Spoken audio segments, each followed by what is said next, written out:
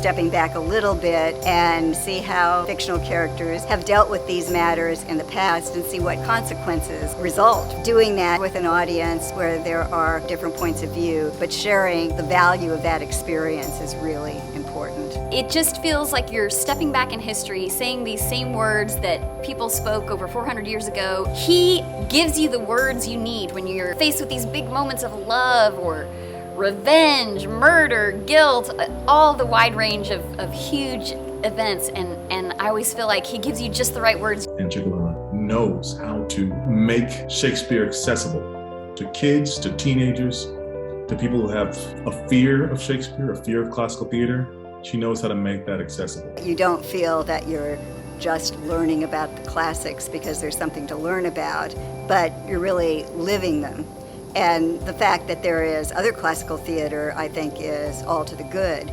One of the things that happens when you go see Shakespeare plays is you kind of get into the music of the language and the way these people are interacting, and it seems familiar, but certainly much better put than most of us would put anything.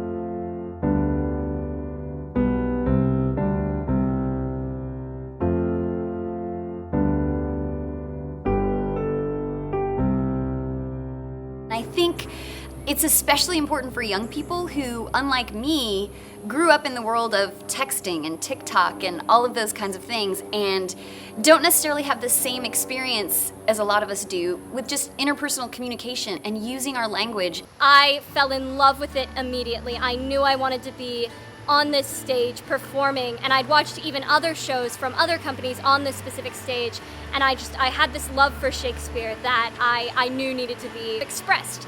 You know, we challenge them to think about classical theater differently. We challenge them to think about themselves differently. I remember the first day I got here, I was like, wow, this is a stage. I've only ever been on one stage ever, which is like a school auditorium stage, which is cool and all, but being out here and getting to connect with the audience, like talk with them, really talk with them in character, it's amazing to get the reactions and see all of that. When you see younger people and children experience Shakespeare, or like with the Young Shakespeare program, get on stage and have the ability to express themselves in these powerful and beautiful ways with this amazing language, it's huge. Whether you're going to be an actor later on or not, having that tool set in your back pocket, if I can get up in front of all of these people and talk and work and perform, that's going to serve these children as they become adults all through their life.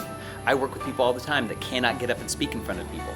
These children will never have that problem. It is scary at first, but then there's this point where I'm on stage and I get like lost in this trance in the character, and it's like I get off stage and I'm like, whoa, what just happened? That promotes empathy and understanding and this ability to step back when they're in situations of their own to say, why might somebody else be acting in this way? It doesn't have to play out like a Shakespeare play. Hopefully there's not that much drama. More comedies than tragedies. More comedies than tragedies. We've grown in ways that I feel like we never really thought we would have, and we've done work that we wouldn't have gotten in other casts, such as like school performances and other things like that. The best person has been cast for that part. It doesn't matter if your gender is different than the gender of the part, if your race or ethnicity wasn't necessarily what we were looking at England in the 1600s. It is really the kids around Austin, around Central Texas, they're represented in the cast. Being able to see actors and artists and people putting all of their effort